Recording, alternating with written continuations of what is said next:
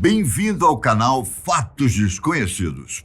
Eu sou Ivan Lima e é um prazer ter a sua companhia. 100 segundos para meia-noite. Essa é a marca atual do chamado relógio do juízo final. A analogia é simples. A meia-noite representa um cataclismo planetário e os segundos é o tempo que falta para que esse evento aconteça.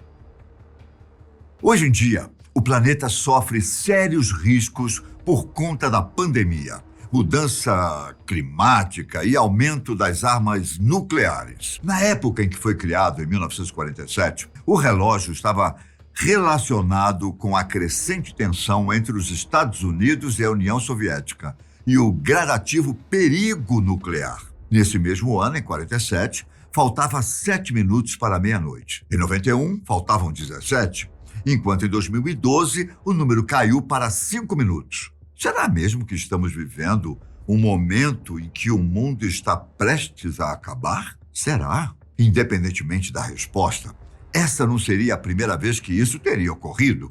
Um simples mal-entendido durante a Guerra Fria poderia ter levado o mundo a um desastre nuclear sem precedentes na história. Na verdade, não apenas um, mas vários episódios durante esse período de tensão poderiam ter mudado o mundo. Começando por um que aconteceu no dia 5 de outubro de 1960. Digamos que, caso o governante soviético Nikita Khrushchev não estivesse em Nova York, a União Soviética teria sido palco de um ataque, o que não seria nada bom para os americanos, nem para os soviéticos, muito menos para o restante do planeta.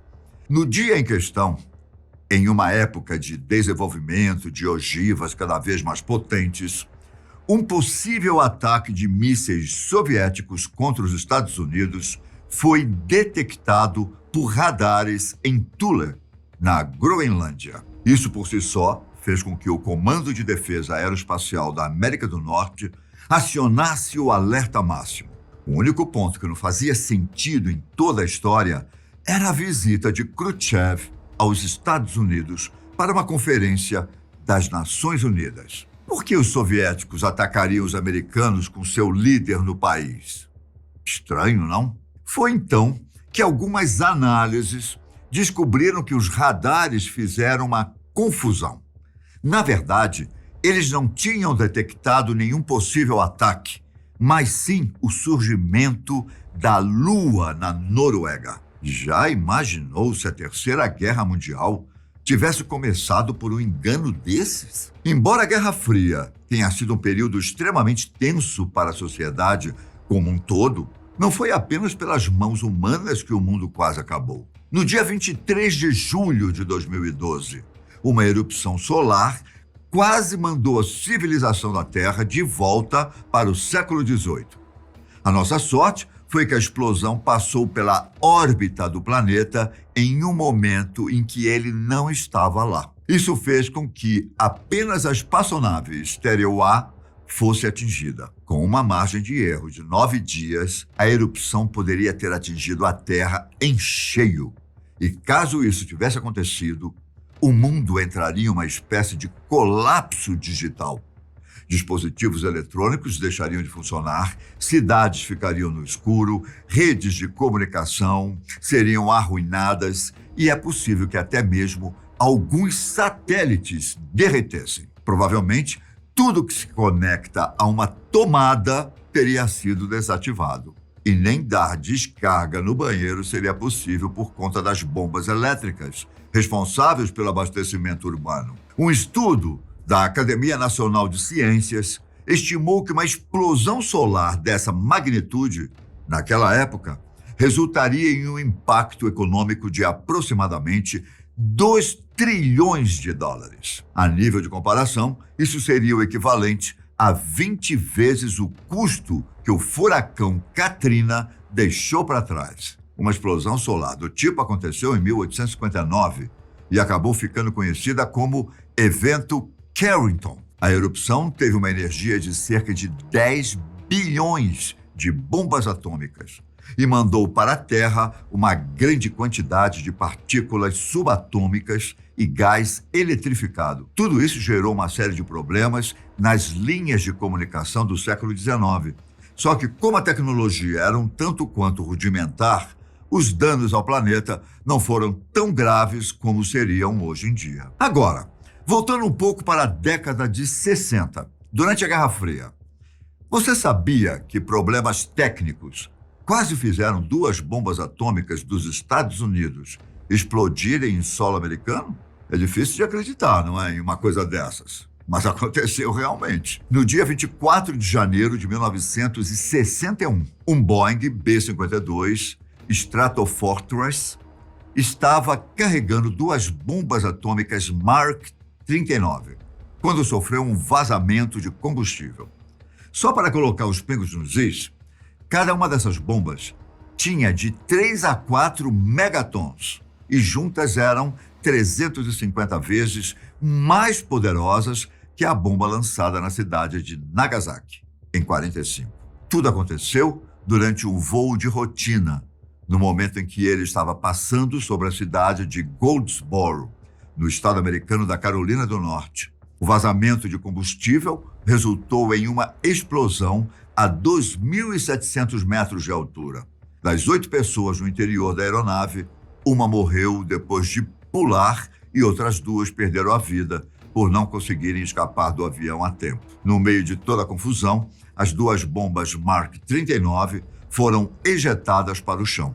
Mas graças aos paraquedas de 30 metros de diâmetro, a queda foi amortecida. Por mais que o susto tenha sido grande, uma imensa catástrofe nuclear foi evitada. Só que por muito pouco, hein? Somente em 2013 que alguns documentos sobre o incidente foram liberados e veio à tona que uma das bombas quase explodiu, uma vez que, dos 4 mecanismos de segurança, 3 tinham sido desativados. Ainda em meio aos problemas nucleares, o dia 27 de outubro de 1962 foi marcado por 3 incidentes que quase levaram ao temido inverno nuclear, um fenômeno que seria resultado de uma guerra nuclear massiva por todo o mundo.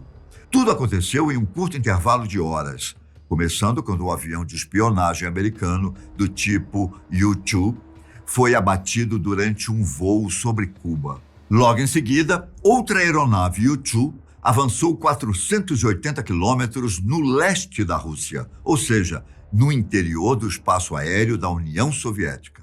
Foi então que os 2 caças soviéticos do tipo MiG foram acionados para escoltar a aeronave americana até águas internacionais, o que poderia ter acontecido sem maiores tensões. No entanto, quando os americanos souberam disso, acionaram 2 caças para o caso de acontecer algum combate. Um detalhe importante era que esses caças estavam armados com mísseis nucleares. Bastava uma ordem e o mundo em que vivemos seria bastante diferente. A sorte foi que a aeronave U-2 saiu do espaço aéreo da União Soviética antes que um conflito nuclear tivesse início.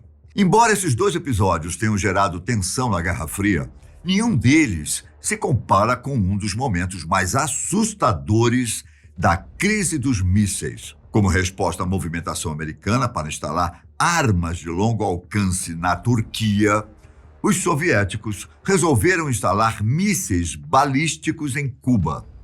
Porém, antes que a esquadra da União Soviética chegasse com o armamento, alguns navios americanos a bloquearam no Atlântico. Na ocasião, Nikita Khrushchev estava negociando com o então presidente dos Estados Unidos, John Kennedy. Todavia, ao mesmo tempo, a tensão no Atlântico só aumentava. Para atrapalhar uma possível investida americana, o submarino soviético B-59 mergulhou no Oceano Atlântico. Então, para obrigar a embarcação a voltar à superfície, o destroyer americano USS Bale soltou algumas cargas de profundidade em um espaço próximo ao submarino. Como resposta, o comandante soviético Valentin Savitsky achou que seria viável lançar um torpedo nuclear contra os americanos. Um torpedo de 10 quilotons. Felizmente, para que a arma fosse disparada, precisava haver um consentimento mútuo dos 3 comandantes no submarino, o que não aconteceu, uma vez que o comandante Vassili Arkhipov conseguiu convencer Valentin Savitsky a retornar à superfície tranquilamente. Não é à toa que, hoje em dia, Vassili é lembrado como responsável por impedir o início de uma guerra nuclear e, provavelmente, por ter salvado o planeta. Quando eu disse anteriormente que simples mal-entendidos poderiam ter levado o mundo a um desastre nuclear, eu falei muito sério. Durante a Guerra Fria, outros 2 momentos quase acabaram em tragédia. Um no ano de 1979 e outro em 1983. Vamos começar pelo dia 9 de novembro de 79, quando os computadores do Comando de Defesa Aeroespacial da América do Norte emitiram avisos falsos. Por mais que os oficiais no comando tivessem noção de que as máquinas sofriam pane de vez em quando, o que demandava uma rechecagem nos alertas, um assustador aviso parecia não ser um erro. 250 mísseis estavam a caminho das terras americanas. Como se isso não fosse urgente o suficiente, a estimativa mudou logo em seguida para 2.200 mísseis. Se não fosse um erro, isso teria sido basicamente um anúncio de guerra. Com o tempo corrido, os Estados Unidos precisaram organizar bombardeios de retaliação em questão de minutos. E enquanto tudo era preparado, os americanos acionaram o sistema de satélites para ter a confirmação final do cenário. Foi então que eles descobriram que não havia nenhum míssil soviético em direção aos Estados Unidos. O que aconteceu foi que o alerta era um teste que, coincidentemente, foi mandado por engano para os computadores do comando. Um baita sufoco, você não acha? Pelo amor de Deus. Estamos correndo muito perigo, viu? Já no dia 26 de setembro de 1983, foi a vez do sistema russo emitir um alarme falso que poderia ter dado início ao inverno nuclear. Quando o tenente-coronel Stanislav Petrov estava observando uma tela de monitoramento, ele viu o alerta de que 5 mísseis estavam a caminho da União Soviética. Stanislav poderia muito bem ter alertado seus superiores, mas acabou achando estranho que os Estados Unidos tivessem disparado somente 5 mísseis ao invés de dezenas. Não parecia correto, então ele achou melhor aguardar para ver se o equipamento forneceria novas informações. Foi graças ao instinto de Stanislav que a guerra nuclear não aconteceu, visto que em poucos minutos o alerta sumiu da tela de monitoramento. Ou seja, não passava de mais um erro nos computadores. Digamos que a nossa sorte é que a tecnologia evoluiu bastante desde então, e é provável que alertas falsos sejam emitidos com uma frequência bem menor. Esperamos. Quer uma parte 2 com esse tema? Então me diga nos comentários e até breve. Fiquem com Deus. Tchau!